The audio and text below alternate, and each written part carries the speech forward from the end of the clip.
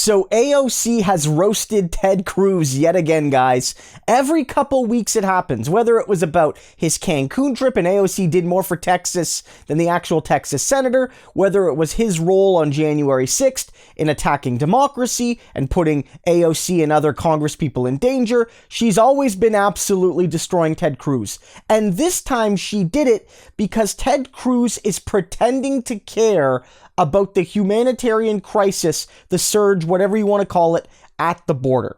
He is pretending to care only because now there's a Democrat in the White House, and only because now he can score political points off the very real crisis, the very real issues at the border, whereas he couldn't when Donald Trump was in power and the Republicans controlled the Senate, and they would have to basically admit that the crisis was their fault. And so he tried to attack AOC for trying to push this open borders policy, blah, blah, blah, blah, blah, blah, blah. A lot of it disinformation. And AOC said the following: Ted, this is pretty rich, coming from someone who fled their own home and responsibilities during an environmental crisis to cross the border and seek refuge in Mexico. Also, you funded cages, expanded cages, and yet you're complaining about cages. You have no policy, just puff. Maybe Mexico shouldn't let you in next time you try to run away from your job to sip umbrella drinks in Cancun. A reminder that your resignation is 84 days past due, at least. Basically saying that as of January 6th, you forfeited your right to be a senator, given that you stood with the thugs against democracy. AOC is 100% right there. Look, it is not wrong to criticize Biden and criticize the Democrats on the border. It is not. There are very legitimate criticisms. Even if you feel that Biden is better than Trump, and even if you feel Biden got a bit of a raw deal having to take over from Trump, really setting him up for failure on the border, all of that aside, Biden made some promises and he hasn't fully been keeping them. And it is a crisis on the border. And the photos and videos we have seen are troubling. There are children in very dire straits down there, and it is a shame. And Americans shouldn't tolerate it. But the difference between Ted Cruz and AOC is that AOC has criticized the crisis during both the Trump years and the Biden years. And unlike even a lot of Democrats, AOC sees the bigger picture. And I think that's really, really important. I want to play you a video. Are you for real?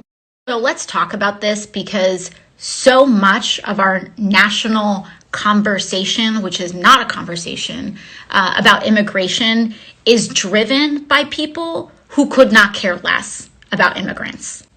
Often people want to say, why aren't you talking about the border crisis? Or why aren't you talking about it in this way?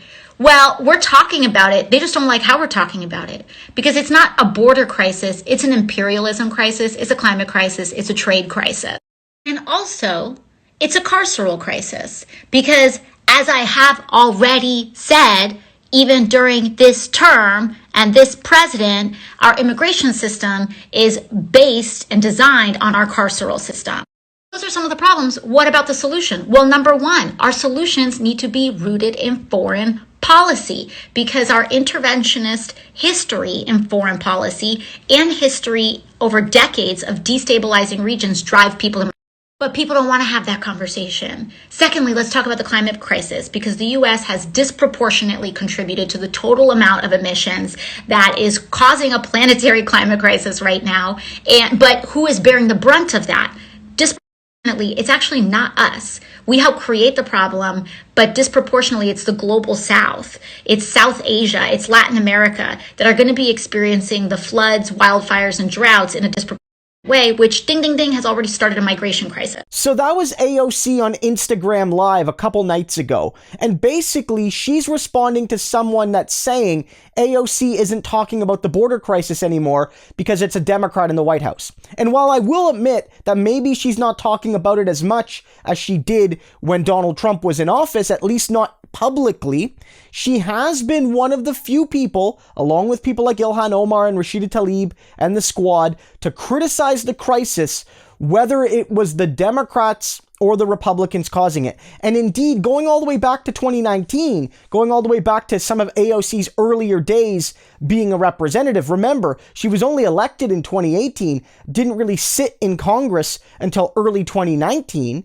She was already criticizing the Democrats for siding with ICE and the Border Patrol over basic human rights and, being more Republican than Democrat on these core issues. And AOC was calling out the Democrats. And AOC and Jamal Bowman and Cori Bush and Ilhan Omar and Rashida Tlaib have called out the crisis at the border since January 20th, since Donald Trump went and Joe Biden came in.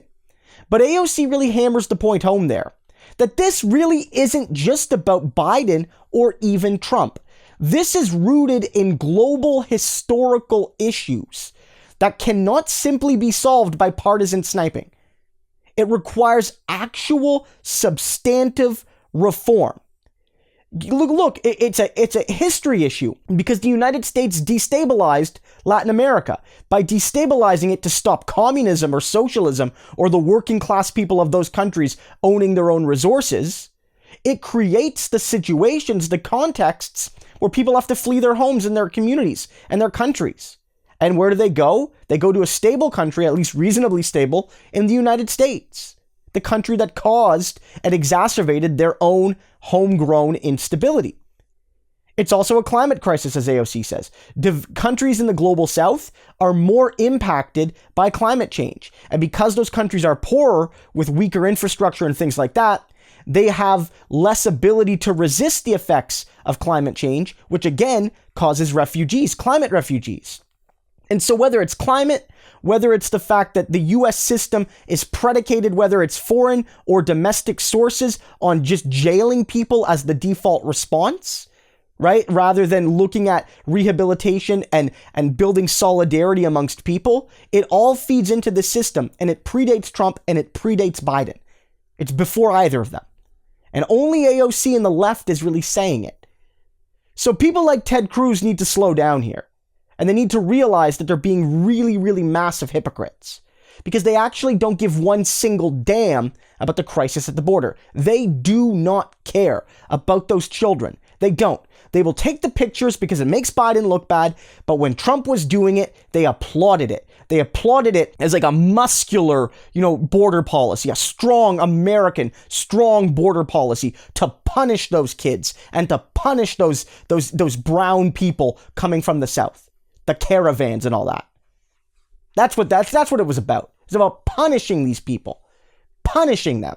And now they care about the crisis. And of course, there are Democrats who cared about it and now are trying to defend Joe Biden, and that's not acceptable either. But AOC isn't one of those people. AOC has nailed it here. Ted Cruz has no standing to take any sort of human rights concern here, and the crisis is deeper than partisan politics in 2021. If you don't challenge global capitalism, if you don't challenge racism, if you don't challenge the looming climate crisis with a Green New Deal, if you don't challenge the United States' role in destabilizing Latin America, this crisis isn't going to go away. And frankly, neither conservatives nor centrists in a lot of ways have woken up to that reality.